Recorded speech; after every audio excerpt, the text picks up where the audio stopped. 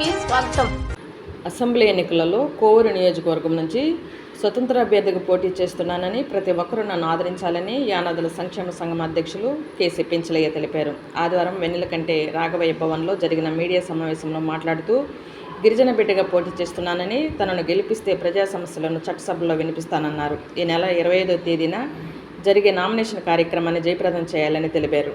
ఈ కార్యక్రమంలో యానాదుల సంక్షేమ సంఘం నెల్లూరు జిల్లా చైర్మన్ రాపూరు కృష్ణయ్య, జిల్లా అధ్యక్షులు మాణికల మురళి, ప్రధాన కార్యదర్శి మాణిక రవీంద్ర, జిల్లా కార్యవర్గ నాయకులు తిరువీధి సతీష్, రాష్ట్ర యువజన విభాగం ప్రధాన కార్యదర్శి ఎల్లంపల్లి రమేష్, మహిళా విభాగం నాయకులు చెంబేటి ఉష, కల్లూరు వరలక్ష్మి, చెల్లంచెర్ల కొలగోలమ్మ మరియు నాయకులు ఈశ్వర్, చంటి, బాబు, రవి, ఇంద్ర తదితరులు, గిరిజన సాధనా సమితి రాష్ట్ర వ్యవస్థాపకులు ఏలూరు రంగారావు పాల్గొన్నారు.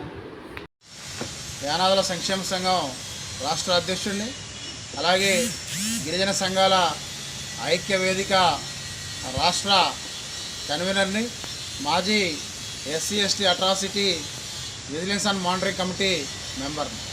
ఏదైతే ఈరోజు మీడియా మిత్రుల సమావేశం ఏర్పాటు చేసినటువంటి ఉద్దేశం ఒకటే, ఏదైతే మేలో జరిగేటువంటి సార్వత్రిక ఎన్నికల్లో కోవూరు అసెంబ్లీ నియోజకవర్గం నుంచి స్వతంత్ర అభ్యర్థిగా, గిరిజన బిడ్డగా, పేదవాడిగా మీ ముందుకు వస్తూ ఉన్నాను.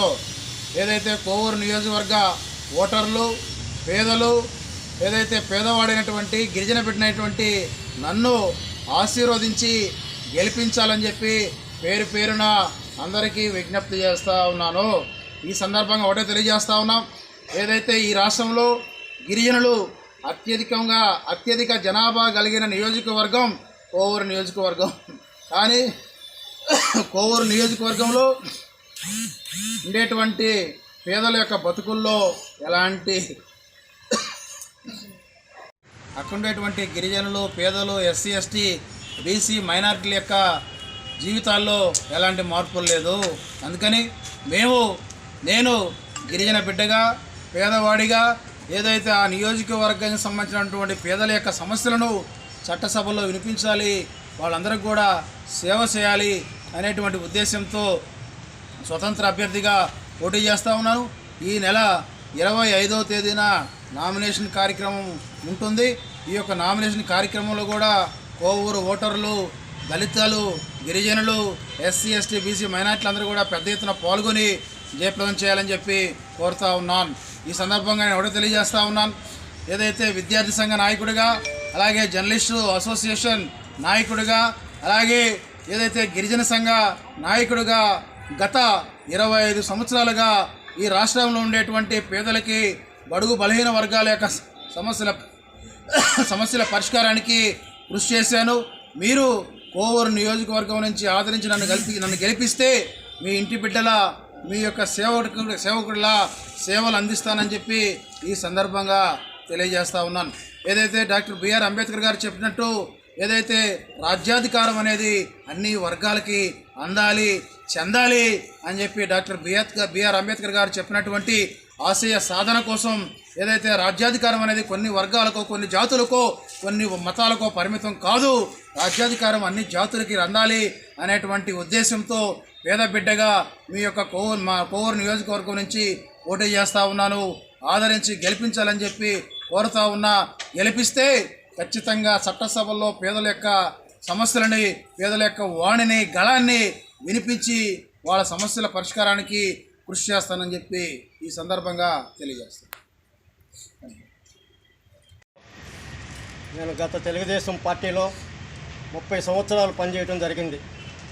రాష్ట్ర జిల్లా గిరిజన అధ్యక్షుడిగా 6 సార్లు పనిచేశాను.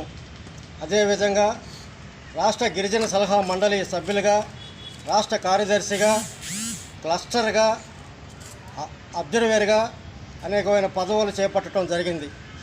ఈరోజు నా కులాన్ని, నా గిరిజన కులాన్ని, నా వ్యక్తిత్వాన్ని దూషించడంతో తెలుగుదేశం పార్టీకి రాజీనామా చేసి రాష్ట్ర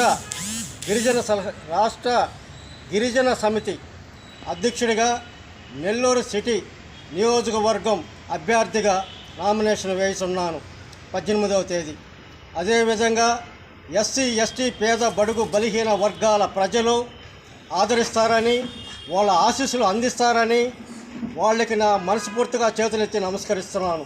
వాళ్ళ యొక్క ఓటు ఎంతో విలువైంది.